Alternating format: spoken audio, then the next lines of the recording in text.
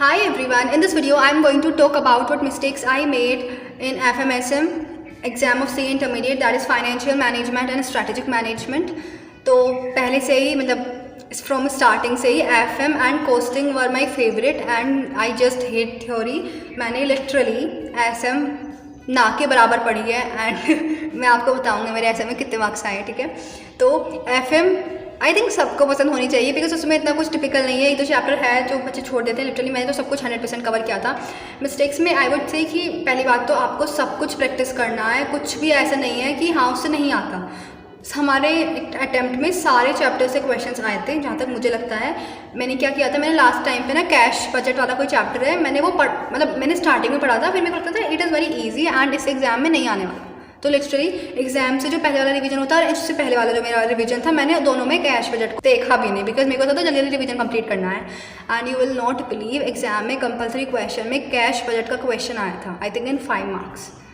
And जब मैंने उसको देखा भाई इतना गुस्सा आ रहा था कि it is one of my favourite chapter और मैंने रिवाइज नहीं किया है. और फिर मैंने पूरा पेपर किया एंड लास्ट में जब मैंने उसको करने बैठी ना लिटरली मेरे को लगा मुझे नहीं होगा, बट वो हो गया. एंड मतलब मैंने जब अपनी कॉपीज़ देखी मेरे को इतनी खुशी, एग्जैक्ट 5 मार्क्स भी मेरे को मिले बिकॉज क्या था वो मैंने आई थिंक समझा ज़्यादा अच्छे से था कि मेरे को इतने महीने बाद भी वो याद था कि वो कैसे होगा. ठीक है, तो प्लीज़ प्रैक्टिस ऐसे करो कि अगर आप रिवाइज भी नहीं कर रहे तो आपको चीज़ें याद हैं. एंड ज़्यादा एग्जाम से पहले वाली 1.5 day strategy you have to follow. किसी की भी देख लो, मैंने तो नहीं बनाई खैर, कि आप पहले से डिसाइड करके चलो कि आपको कब कैसे क्या पढ़ना है, कौन सा चैप्टर है, कितने क्वेश्चन करने हैं, कौन सा क्वेश्चन करना है. बिकॉज एक दिन पहले ऑब्वियसली आप सारे क्वेश्चन तो नहीं करने वाले, तो ऐसे क्वेश्चंस कवर करना एक दिन पहले जो आपको लगता है कि पूरा चैप्टर का कॉन्सेप्ट है उसके अंदर. MCQ तो एज सच इतने डिफिकल्ट नहीं आते. एंड अगर मैं कोई और मिस्टेक की बात करूँ, हम क्या करते हैं ना, हम इजी क्वेश्चंस को ही हर बार सॉल्व करते रहते हैं. हम ऐसे करते हैं कुछ चैप्टर्स में कोई डिफिकल्ट क्वेश्चन होगा तो उसको छोड़ देते हैं, नेक्स्ट से भी जाना है उसको छोड़ दिया, नेक्स्ट आया उसको छोड़ दिया. एंड जो इजी के चार क्वेश्चन हमने रट रखे हैं कि हमको यही प्रैक्टिस करने हैं. तो डोंट डू दैट. सारे क्वेश्चंस को पढ़ो एक बार, एटलीस्ट एक बार तो ढंग से पढ़ो ताकि एग्जाम तक वो आपको याद रह जाए. एंड अगर आपको नहीं पता चल रहा है कि विच क्वेश्चन इज़ इंपॉर्टेंट तो नमित सर का बूस्टर इज़ मस्ट. एंड वो 1.5 डे की स्ट्रैटेजी भी डालते हैं कि आपको कौन कौन से क्वेश्चन करने हैं, तो आप वो भी प्रैक्टिस कर सकते हो.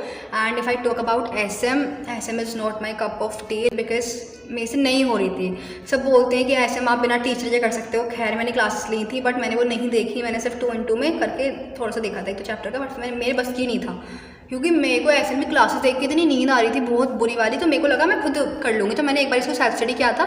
एंड फिर उसको 2nd और 3rd रिवीजन कभी हो ही नहीं पाया. एग्ज़ाम से पहले लिटरली आज दोपहर को एग्ज़ाम है एंड हमको 12:30 बजे घर से जाना है और मैं सुबह को बैठ के SM पढ़ रही हूँ. एंड मुझे लिटरली कुछ याद नहीं आ रहा क्योंकि मैंने चैप्टर 5 तो छोड़ दिया था. मुझे पता था उसमें 10 नंबर का आने वाला, तभी मैंने वो छोड़ दिया था क्योंकि मुझे याद नहीं हो रहा था. वो बहुत बड़ा चैप्टर था. चैप्टर 1 को मैंने ऐसे याद किया था कि लिटरली उसमें से कुछ भी आ जाए मैं लिख के आऊँगी, और उसमें से आया था तो मुझसे नहीं लिखा गया. मुझे कुछ याद नहीं आ रहा था. तो अगर आपने SM को अच्छे से प्रिपेयर किया है तो उसको अच्छे से रिवाइज करके चलना बिकॉज चीज़ें नहीं याद आती. एंड मैं बता देती हूँ, मैंने SM में कुछ नहीं पढ़ा था, बहुत नाम मात्र मैंने पढ़ा था कि सो दैट अगर MCQ आए तो मेरे कम से कम वो तो हो जाएँ. तो मेरे आई थिंक 57 और 57 आई थिंक सो इतने मार्क्स आए हैं FMSM में. एंड FM में मेरे आई थिंक 25 मार्क्स आए आउट ऑफ 35.